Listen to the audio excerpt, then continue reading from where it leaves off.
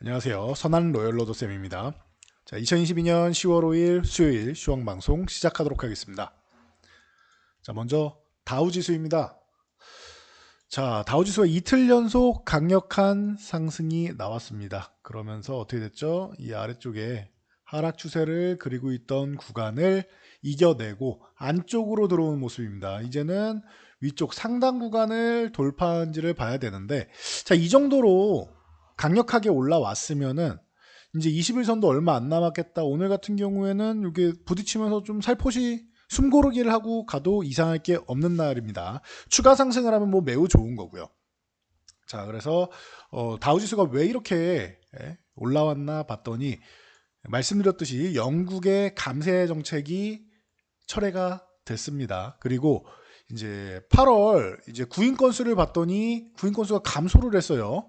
그러다 보니까 이러면은 금리 인상을 너무 강력하게 하기에는 이제 고용 시행이 나쁜 건 아닌데 이제 속도 조절 정도는 필요하지 않겠느냐라는 가능성이 얘기가 나오고 있습니다. 지금까지 강한 긴축을 펼칠 수 있던 근거는 뭐였죠? 고용 시장. 예. 고용 시장이 워낙 좋았다라는 거였죠.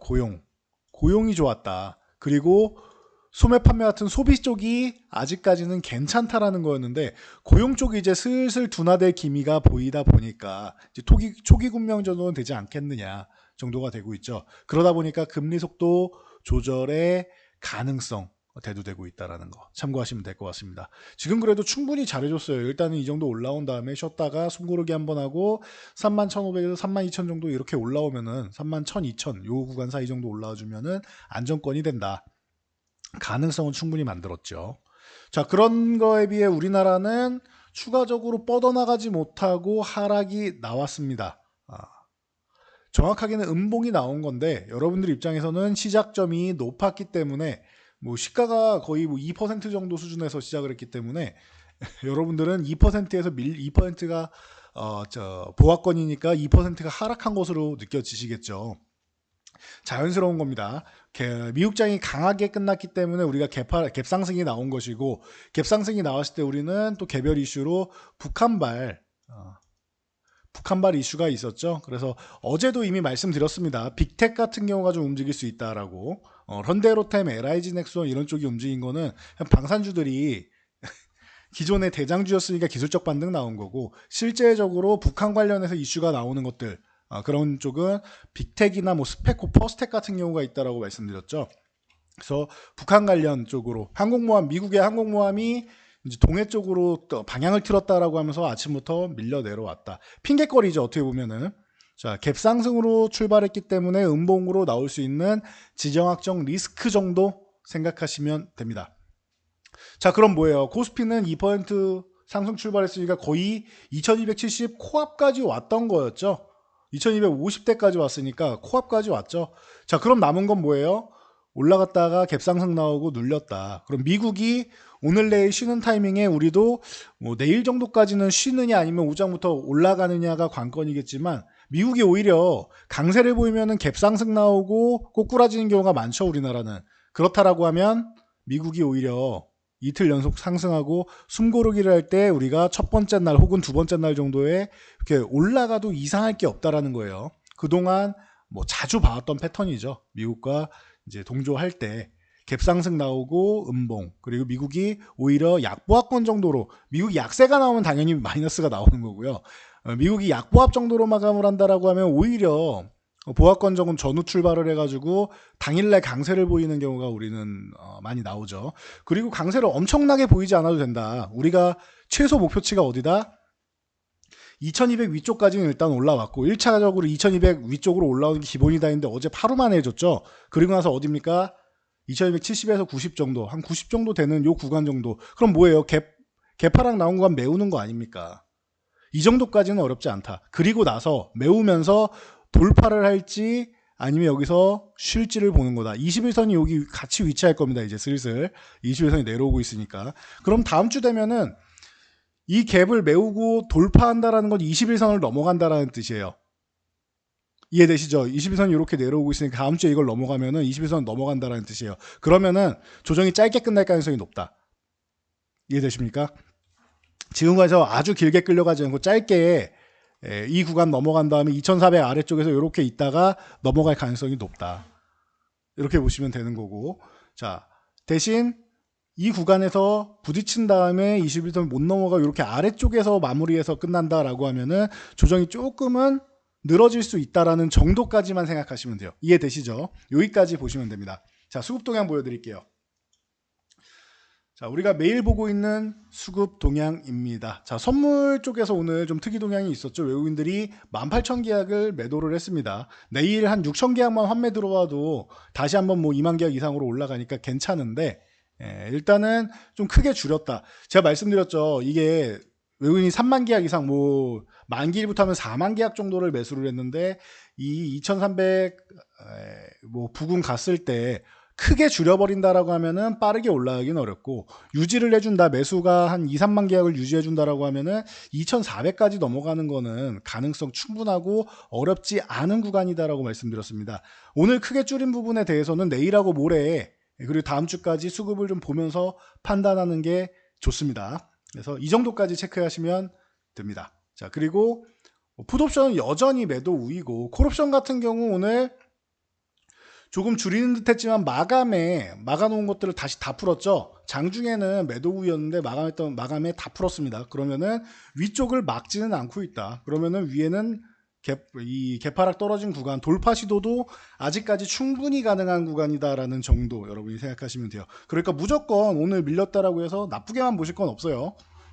갭상승이 나왔고, 그리고 지정학적 리스크가 나왔는데 하락 반전돼서 급락이 나오지 않고 보합권 정도로 마감했다. 코스닥이 좀 밀리긴 했지만 그건 심리적인 요인이고, 나쁘지 않았다 정도로 생각하시면 돼요. 왜? 갭상승까지는 나왔으니까요. 자, 여기까지 정리해 드릴게요. 자, 삼성전자가 오늘도 나쁘지 않았는데 상승을 유지하지 못하고 밀려 내려왔죠. 대신 오늘은 SK하이닉스가 좋았다. 삼성전자 하이닉스 기술적 반등 구간입니다. 그런데 이쪽보다는 그래도 뭐 SNS텍이나 AD테크놀로지처럼 억울하게 밀린 종목들이 더 많이 올라올 거다. 탄력적으로 올라올 거다. 말씀을 드렸었죠.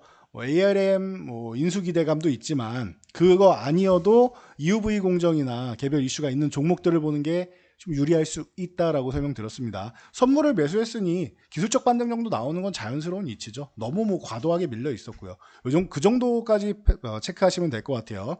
대신 하이닉스는 이제 노광공정용 네온가스 국산화에 성공을 해서 2024년부터는 100% 국산화를 하겠다라고 선언을 했습니다. 이러면서 또 호재가 발생해서 삼성전자는 음봉으로 막았지만 하이닉스는 그래도 시초가 부분을 거의 회복하면서 4% 상승으로 마감을 했습니다. 그러다 보니까 이렇게 좋은 거고, 말씀드린 SNS텍 같은 경우는 내년에 EUV용 블랭크 마스크 양산, 그리고 펠리클도 양산 기대감이 있죠. ASML에서 품질 테스트 통과하면은 이 종목은 뭐 3만원대는 기본이 4만원도 지나가는 과정일 가능성이 높다라고 말씀드렸는데 시간이 좀 많이 끌리고 있습니다. 그래서 시간 끌리는 부분에 대해서는 조금 뭐 굉장히 유감스러운 부분이지만 지금 현재 진행은 잘 되고 있지 않나 싶습니다. 공장 양산할 공장 증설도 끝났고 진행만 되면 될 것 같습니다. 그래서 EUV 쪽으로 해서 가장 크게 뭐 수혜를 받을 수 있는 종목 중 하나가 이 종목이 아니겠느냐라고 누누이 말씀을 드렸죠. 그리고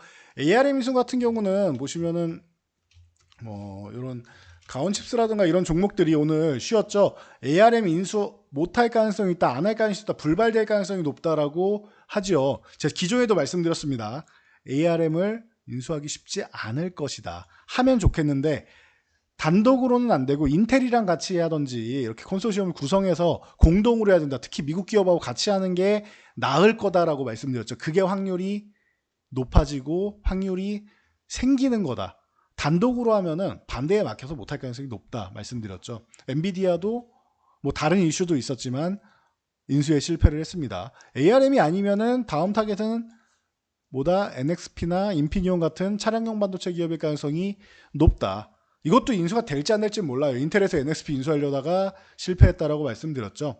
그래서 한 차례는 밀렸는데 오히려 이렇게 밀려주면은 가격적인 메리트가 있으니까 슬그머니 또 다음 메시지를 보면서 관심을 가져볼 구간을 찾으시면 됩니다. 자, 이렇게 보시고요. 자, LG 에너지 솔루션 같은 경우 강력하게 반등이 나오고 있습니다. 어제 아랫꼬리 예쁘게 달고 양봉 세워주고 오늘까지도 좋은 모습 보이고 있죠. 그래서 45만원 구간을 빠르게 회복하고 추가 상승이 나오고 있습니다. 아주 좋습니다. 45만원 상승구에서 이제 살짝 흔들고 올라갔죠. 50만원까지. 그래서 50만원 안착될지 모르겠습니다. 말씀드린 안착은 못하고 시장 영향력이었지만 어찌됐건 45만원 이탈해서 휴식 취하고 다시 회복하는 거 아주 좋다. 정말 강력한 모습이다. 45만원 회복돼 있는 모습 아주 좋고요. 그리고 대신 요거는 주의하셔야 돼요. 지금 보시면 고점을 낮추고 있는 모습이죠. 이 구간을 넘어가 줘야 된다. 그러니까 오늘 고점 구간이 위에 21선이 있죠. 21선까지 넘어가면은 이 고점을 낮추는 구간을 넘어가면서 21선까지 넘어가는 거고, 요 내일 만약에 저항받고 이렇게 쉰다라고 하면 21선하고 이 하락 추세를 아직 벗어나지 못한 거다 정도로 보시면 됩니다. 이 하락 추세, 고점을 낮추는 추세를 넘어간다라고 하면 그때부터 LG에너지 솔루션은 그러면은 21선도 넘고 같이 해서 50만원 재도전 한 번, 두 번 도전해서 넘어갈 것 같습니다. 그 다음엔 넘어가서 50만원대를 유지하지 않을까 혹은 그 이상을 보지 않을까라고 기대감을 높이실 수 있습니다. 자, 그리고 뭐 관련해서 뭐 우리산업이라던가 뭐 대보마그네틱 뭐 이런 종목들 움직였고, 대원화성이나 이런 이 리비안 관련주, 리비안 쪽 같은 경우는 목표 판매량을 달성했다라고 하죠. 그래서 꾸준히 잘 성장하고 있다 보니까 대원화성이나 뭐 에코캡이나 뭐 이런 종목들, 그리고 이제 우신 시스템 이런 종목들 덜 오른 종목들 관심 가지시면 됩니다. 대원화성이 먼저 오르고 보통 제일 먼저 오르는 게 대원화성이죠. 그리고 나서 순환매가 에코캡하고 우신 시스템 이런 쪽으로 도는지를 잘 체크해 보시면 좋을 것 같습니다.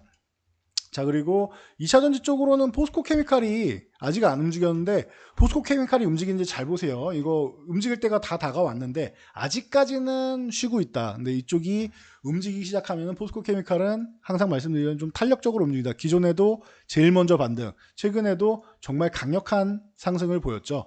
2025년까지 양극재, 음극재 뭐 1위를 달성하겠다라는 강한 의지를 보이고 있는 기업이다 보니까 여러분들이 쉬고 있을 때 좀 관심 가져볼 만할 것 같습니다. 그리고 미래나노텍은 뭐 계속 말씀드리면 가장 강한 종목 중 하나다라고 말씀드리고 있습니다. 쉬는 구간이라서 이것도 고점을 낮추고 있으니까 이 정도만 고려하시면 될 것 같고요. 그러면은 14,500에서 15,000원 사이 이 구간만 돌파한다라고 하면은 가능성 충분합니다. 추가적인 강세도 가능하다. 미래나노텍, 뭐 나노신소재, 뭐 이런 종목들 같이 보시면 되겠죠. 강한 종목들. 나노신소재 밑에서 힘 잘 보고 있으니까 이것도 8만원 전후에서 뭐 유지하면서 여기서 한번 치고 올라가주면 다시 뭐 전고점 부근인 뭐 9만원 후반대 볼 수 있겠죠.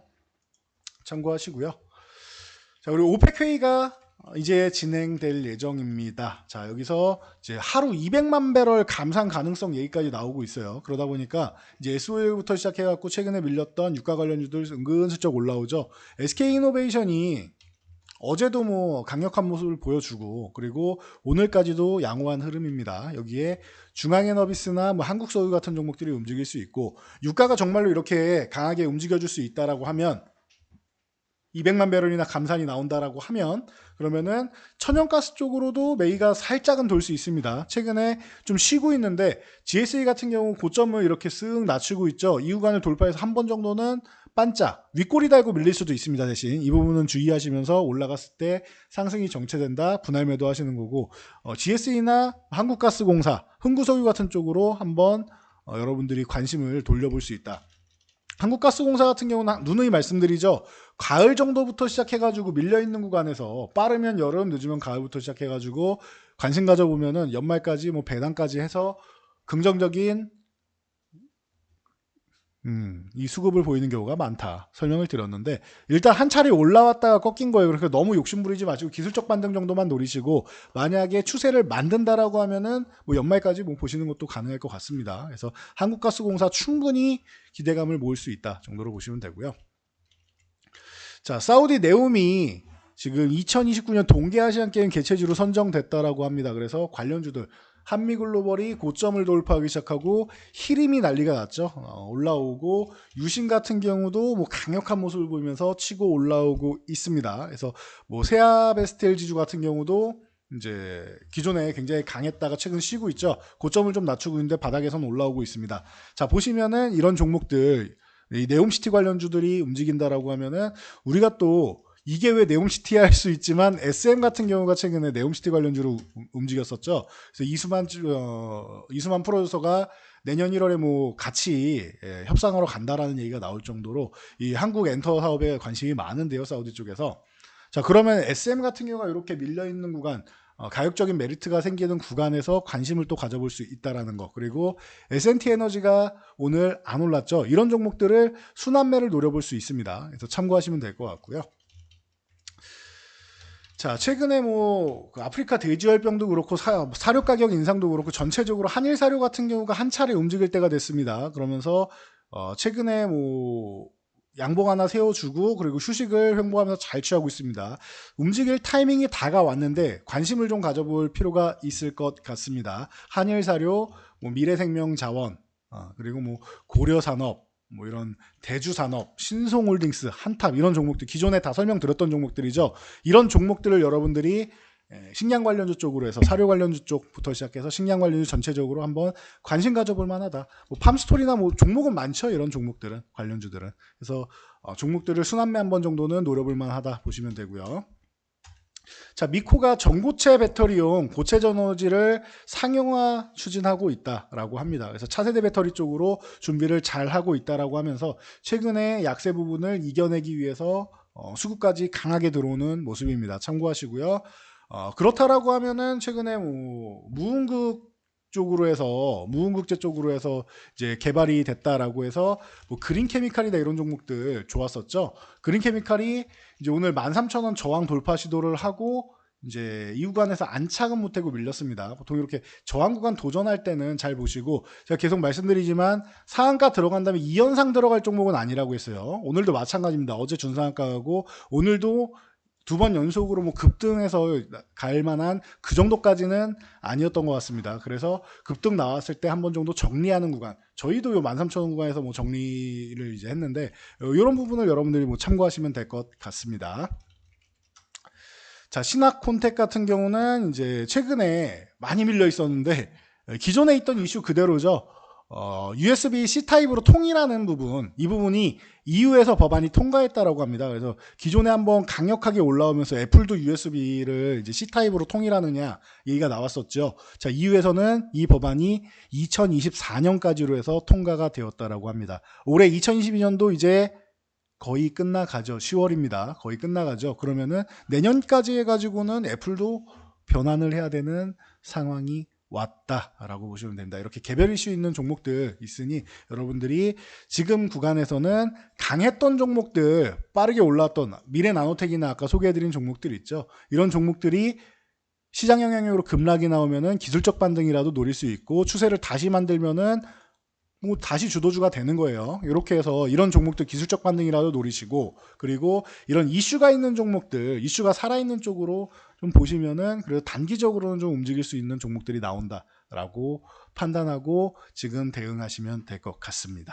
자, 전 여기까지 말씀드리고 물러가도록 하겠습니다. 자, 여러분들 영상 도움이 되셨다면은 여러분들 주변 분들께도 추천 한번 부탁드리고요. 그리고 좋아요와 댓글은 저희가 영상 제작하는데 큰 힘이 됩니다. 항상 감사드립니다. 자, 오늘도 모두 수고하셨습니다. 자, 영상 잘 참고해서 모두 안전 투자하세요.